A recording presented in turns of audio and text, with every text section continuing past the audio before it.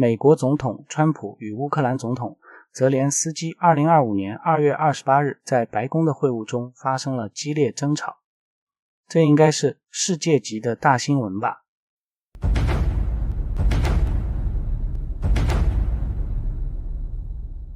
欢迎再次来到羊皮托克，这个频道通常不太分享纯政治新闻，但这件事真的有点大条，不得不说一说。根据《华尔街日报》的报道，川普与泽伦斯基会晤破裂，俄乌和平希望受到威胁。美国总统川普和乌克兰总统泽连斯基的这场会晤最终演变成了一场激烈的冲突，以至于川普缩短了泽连斯基对白宫的访问。两位领导人没有像计划的那样签署一项拟议的矿产协议。美国总统川普在周五的会面中严厉斥责了乌克兰总统泽连斯基，指责他在一次本应重视美乌关系的会晤中拿第三次世界大战做赌注。这场会晤最终演变成了一场激烈的冲突，以至于川普缩短了泽连斯基对白宫的访问。以下就引用英国 BCC 的影片截录，请准备好瓜子，自己判断这个事件咯。 What kind of diplomacy, JD, you are speaking about? What do you mean? I'm talking about the kind of diplomacy that's going to end the destruction of your country. Yes, but if you Mr. President, with respect, I think it's disrespectful for you to come into the Oval Office and try to litigate this in front of the American media. Right now, you guys are going around and forcing conscripts to the front lines because you have manpower problems. You should be thanking the president for trying to bring an end to this conflict. Have you ever been to Ukraine that you say what problems we have? I have been to.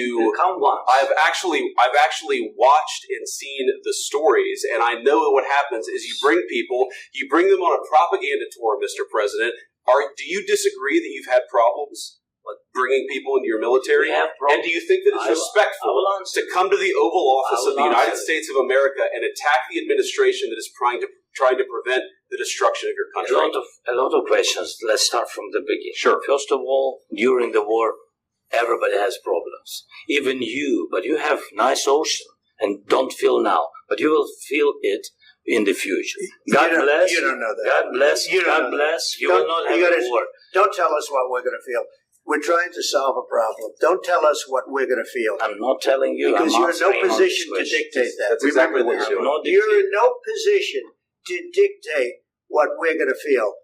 We're going to feel very good. Feel influence. We're going to feel very good and very strong. You will feel influence. You're right now not in a very good position. You've allowed yourself to be in a very bad position, and he happens to be right about it. From the very beginning of the war. You're not in a good position. You don't have the cards right now. With us, you start having cards. Right now, you're playing cards. You're playing cards. You're gambling with the lives of millions of people. You're gambling with World War III. You're gambling with World War III. And what you're doing is very disrespectful to the country, this country. That's back to you.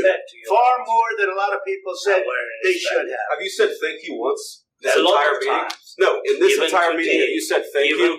You went to Pennsylvania and campaigned for the opposition in October. Offer some words of appreciation for the United States of America and the president who's trying to save your country.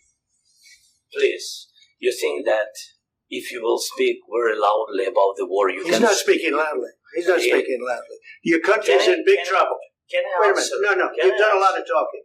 Your country is in big trouble. I know. You're not winning. You're not winning this. You have a damn good chance of coming out okay because of us. Mr. President, we are staying in our country, staying strong from the very beginning of the war. We've been alone, and we are thankful. I said thanks you haven't in been this alone. cabinet. You haven't been alone. In this cabinet. We gave you, through this stupid president, $350 billion. We gave you military equipment, and your men are brave, but they had to use our military. If you didn't have our military equipment, this war would have been over in 2 weeks. In 3 days. I heard it from Putin. In 3 days. This is something maybe new. Less. In 2 weeks. Of course he has. It's going to be a very hard thing to do business like this. Again, I tell you. Just say thank you. I said a lot of times to American people. Except that there are disagreements, and let's go litigate those disagreements rather than trying to fight it out in the American media when you're wrong. We know that you're wrong. But you see, I think it's good for the American people to see what's going on. I understand, sir. I think it's very important. That's why I kept this going so long. You have to be thankful. You don't have the cards. You're buried there. Your people are dying.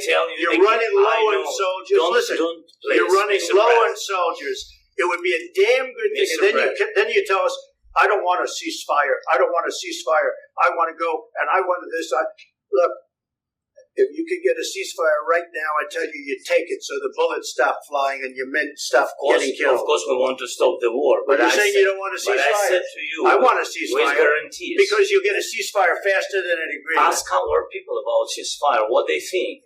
That wasn't with me. For you what that wasn't with me. That was with a guy named Biden who was not a smart person. That was with Obama. It was your president. Excuse me. That was with Obama, who gave you sheets, and I gave you javelins. Yes. I gave you the javelins to take out all those tanks. Obama gave you sheets. In fact, the statement is Obama gave sheets and Trump gave javelins. You got to be more thankful. Because let me tell you, you don't have the cards. With us, you have the cards. But without us, you don't have any cards.